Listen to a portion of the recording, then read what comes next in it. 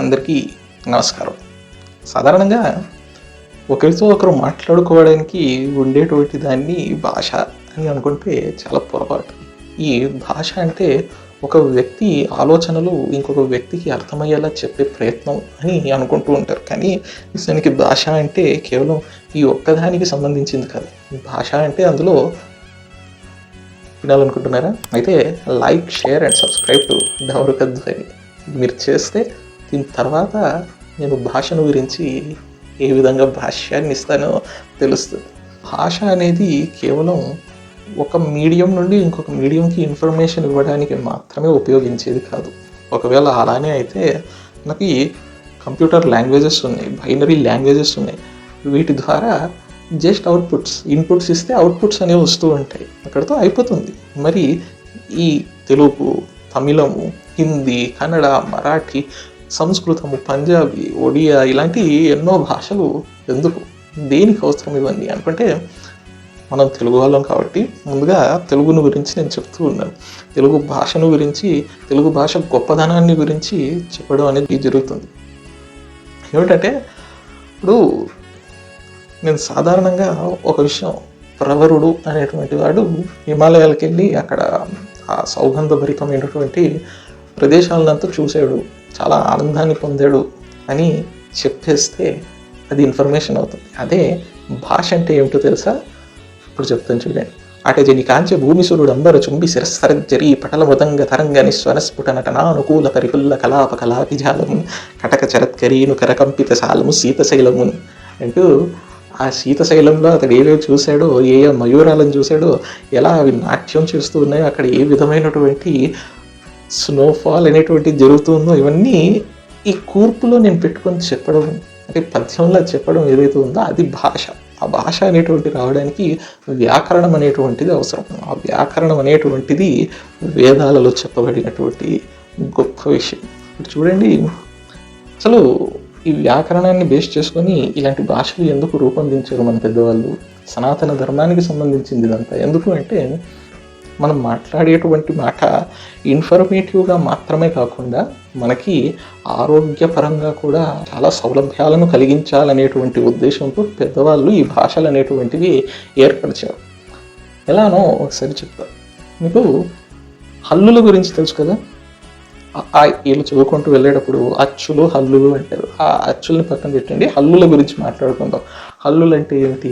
ఖ, ఖ, ఘ, ఘ, జ్ఞ, చ, ఛ, ఝ, ఛ, ఇవి ఇవన్నీ తెలిసిందే కదా. ఇప్పుడు ఇందులో ఖ, ఖ, ఘ, ఘ, జ్ఞ అన్నప్పుడు ఇక్కడ నుండి గాలి వదులుతూ ఉన్నాం. ఖ, ఖ, ఘ, ఘ, జ్ఞ, గాలి ద్వారా శబ్దం అనేటువంటిది బయటికి వస్తుంది. ఈ పదాలకు మాత్రమే వస్తాయి, వేరే ఇంకే పదాలకి ఇక్కడ నుండి శబ్దం రాదు. అందుకే వీటన్నిటిని ఒక కూర్పు కింద పెట్టారు, ఒక లైన్లో పెట్టారు. ఇంకోటి నెక్స్ట్ ఛ, ఛ, ఝ, ఝ, ఇని. ఇక్కడ ఛ, ఛ అన్నప్పుడు ఈ నాలుక పైన తగిలి వచ్చేస్తూ ఉండడం వల్ల గాలి వదులుతూ ఉంది. ఆ గాలి ద్వారా వస్తున్న శబ్దమే ఛ, ఛ, ఝ, ఝ, ఇన. సరే, తర్వాత ఠ, ఠ, ఢ, ఢ, న. దీని యొక్క మొదటిని తాకుతూ ఉంది. అంటే ఈ దవడ యొక్క చివరికి నాలుక యొక్క మొదళ్ళు తగులుతూ ఉండడం వల్ల గొంతు ద్వారా ఒక పుష్ అనేది అవుతుంది. దాంతో వస్తున్న శబ్దము ఠ, ఠ, ఢ, ఢ, న. ఇది అంటూ ఉంటే కడుపు అనేటువంటిది, కడుపులో నుండి ఆ శబ్దం అనేది వస్తున్నట్టుగా ఈ మార్గ మధ్యంలో ఉండేటువంటి అవయవాలన్నీ కదులుతూ ఉన్నాయి. ఠ, ఠ, ఢ, ఢ, న. ఇప్పుడు థ, థ, ధ, ధ, న. Same thing. ఈ నాలుక వెనకాల కాకుండా ముందుకు వచ్చేసి అంటుంది. థ, థ, ధ, ధ, న. మళ్ళీ శరీరం ఊగుతూనే ఉంది, కానీ శబ్దం అనేది మారిపోయింది. ఈ చిగుళ్ళ యొక్క చివరిలో నుండి చెప్తే వచ్చేటువంటి పదం టట్టాలైతే మొదళ్లలో నుండి చెప్తే వచ్చేటువంటిది తత్తాలు అవుతూ ఉండే. అది గొప్పదనం. ఏది ఎక్కడ ఎలా పెట్టాలో చాలా క్లీన్గా, నీట్గా పెట్టుకుంటూ వెళ్ళారు చూడండి. తన. ఇక నెక్స్ట్ వచ్చేది పాపలు. ఈ భ, కేవలం పెదాల కదలికతోటి వస్తున్న శబ్దాలు ఇవి. పెదాలు కదులుతూ ఉంటే గాలి వదులుతూ భా భా భా భా మా ఇలా ఈ హల్లులు అనేటువంటివి చాలా గొప్పగా రూపొందించి పెట్టారు చూడండి. అంటే ఒక్కొక్క లైన్కి ఒక్కొక్క ప్రత్యేకత ఉంది. ఆ ప్రత్యేకత అనేది అది దాటి బయటకు వస్తే మళ్ళీ వేరే దానికి రాదు. ఒక్కదానికి మాత్రమే ఆ ఒక్కొక్క లైన్స్కి ఒక్కొక్క ప్రత్యేకతతోటి మన శరీరంలో ఏవేవి ఏ విధంగా ప్రొనౌన్స్ చేస్తే ఎలా గాలి వదులుతున్నాం, ఎలా మనం మన శరీరంలో ఒక ఆయుర్వేదమైనటువంటి కదలికలను జరిపించుకుంటున్నాం, ఇవన్నీ తెలిపేదే ఈ భాష. ఈ భాష అనేది వ్యాకరణంతో వచ్చింది. ఆ వ్యాకరణం వేదంలో ఉంది. కాబట్టి భాష అనేటువంటి దాన్ని ఎప్పటికీ కూడా మనం మర్చిపోకూడదు. తెలుగు భాషనే కాదు, మనం అంతా ఈ సౌత్ ఇండియన్ భాషలు అంటూ ఉంటాం చూడండి. ఇవన్నీ ద్రవిడియన్ స్క్రిప్చర్ తోటి రాయడం జరిగింది. రాయాలి అంటే ముందుగా పలకాలి. ఆ పలకడం అనేది ఎక్కడి నుండి వచ్చింది? అది మళ్ళీ సంస్కృతమే మూలం మనకి ఏ భాషకైనా కూడా. సంస్కృతం అనేటువంటిది దేవనగరి లిపిలో ఉంటుంది, కానీ మాట్లాడేటప్పుడు ఆ సంస్కృతాన్ని బేస్ చేసుకొని మిగతా భాషలన్నీ కూడా రావడం జరిగింది. ఎలా అంటే సంస్కృతంలో ఉండేటువంటి నామవాచకం అంటే ఒక నౌన్ని తీసుకోండి, దానికి విభక్తులు చదివాం చూడండి చిన్నప్పుడు.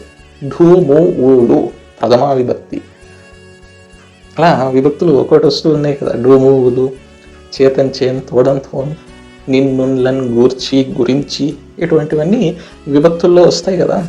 ఆ నౌన్స్ ఇప్పుడు సంస్కృతంలో నేను కొన్ని నౌన్స్ తీసుకుంటాను. రామ నౌన్ అంటే ఒక వ్యక్తిని గురించో వస్తువుని గురించో చెప్పేటువంటి పేరుని నౌన్ అంటారు. ఇది మనందరికీ తెలిసిందే.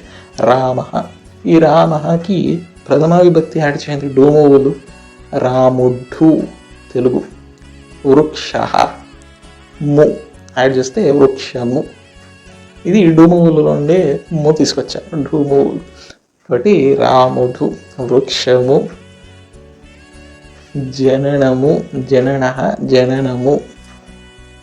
ఇలా ఆ భాష సంస్కృతం అనేటువంటిది తల్లి అయితే అందులో నుండి పుట్టుకొచ్చిన బిడ్డలం మనమంతా కూడా. మన భారతదేశ ఔన్నత్యము, సాహిత్యము, సంస్కృతి, వ్యాకరణము, భాషలు ఇవన్నీ కూడా ప్రపంచానికి నిదర్శనాలు, ప్రపంచానికి ఒక మోటివేషన్. దీంట్లో నుండి ఎంతో నేర్చుకోవచ్చు, ఎంతో నేర్పించవచ్చు. దీన్ని బేస్ చేసుకొని ఎంతగానో డెవలప్ అవ్వచ్చు. కాబట్టి భాషను ఇప్పటికీ కూడా తక్కువ చేయకండి.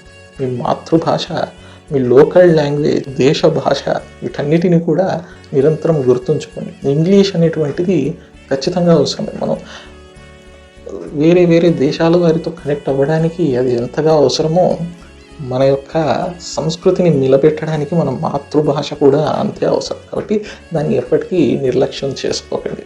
నేను చెప్పిన విధంగా దాంట్లో ఎంతో సైన్స్ అనేటువంటిది దాగి ఉంది. దాన్ని బేస్ చేసుకుని ఈ భాష అనేటువంటిది ఏర్పరిచారు. నేను తెలుగు వాడిని కాబట్టి ఇక్కడ తెలుగు నేల మీద ఉన్నాను కాబట్టి దీని గురించి నేను చెప్పగలిగాను. మీరు మీ భాషల్లో మీ ప్రాంతాల్లో ఉండడంతో ఆ ప్రాంతాల భాషల గురించి, ఆ యొక్క మాతృభాషల గురించి తెలుసుకోండి. దాన్ని గౌరవించండి, రక్షించండి, ముందు తరాల వారికి పంచిపెట్టండి. జై హింద్.